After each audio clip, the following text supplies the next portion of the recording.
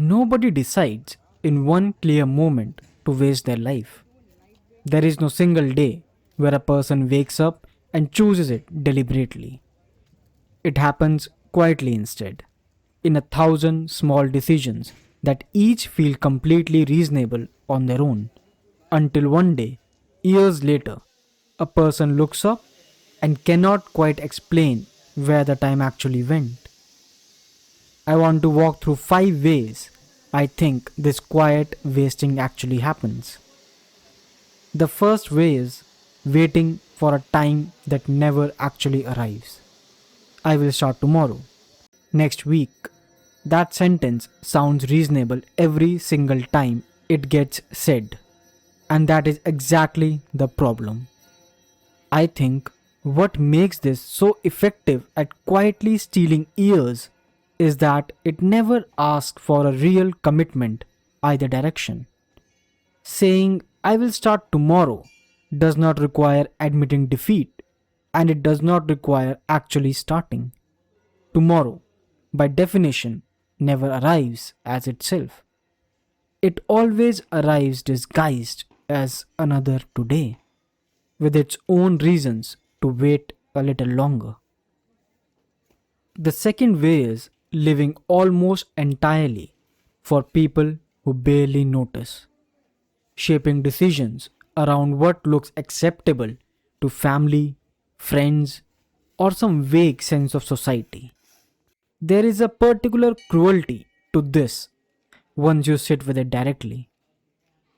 Most of the approval being chased so carefully was never even being paid that much attention in the first place.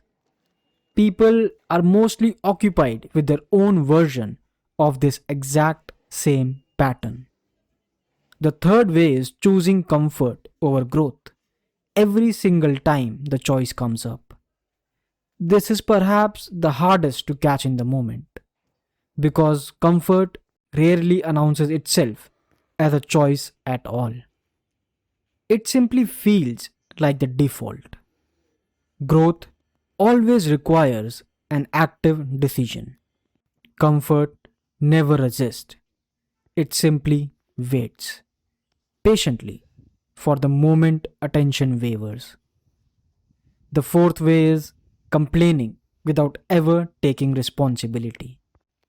The fifth way is ignoring the small internal voice that keeps insisting there is more available.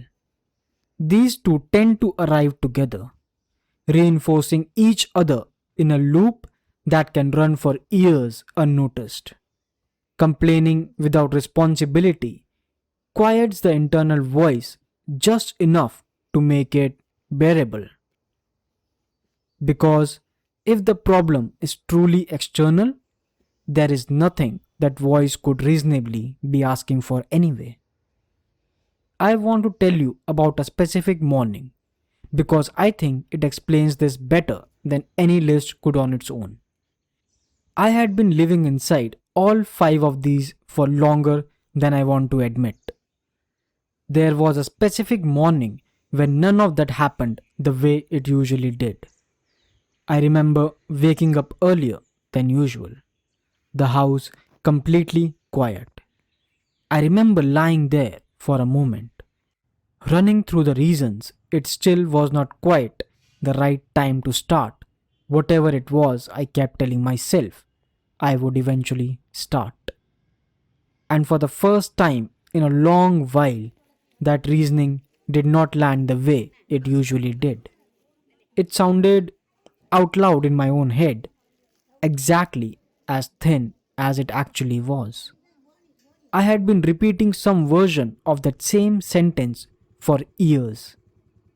I have thought a lot about why that particular morning was different from every other morning I had woken up early with the exact same thoughts running around my head.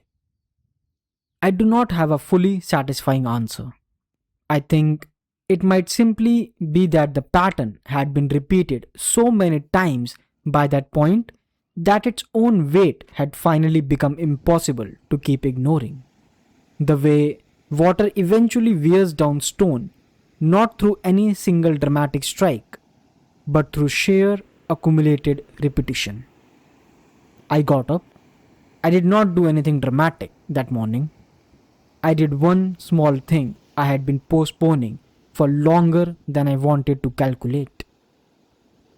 But something shifted after that morning that I have not been able to fully explain since.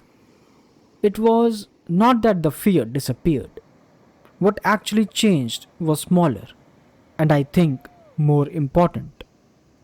I had proven something to myself that morning that no amount of thinking about it beforehand had managed to prove. That the right time I had been waiting for was never actually going to announce itself. I do not think any of these five things disappear permanently once you notice them. I still catch myself waiting sometimes, but I notice them faster now than I used to, and noticing them faster seems to be most of what actually matters. What I would actually say to someone standing exactly where I was standing that morning, still deciding whether to get up or stay lying there, running through the same familiar excuses, is that the decision rarely feels significant while it is happening. It did not feel significant to me either, not until much later, looking back and realizing that ordinary, forgettable morning had quietly become the dividing line between years of one pattern and however many years now belong to a different one. Nobody wastes their life in one moment. It happens in thousands of small, repeated ones, which means the reverse is also true.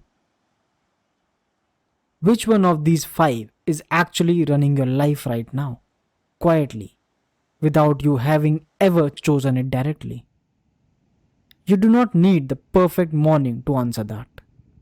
You just need to stop waiting for it.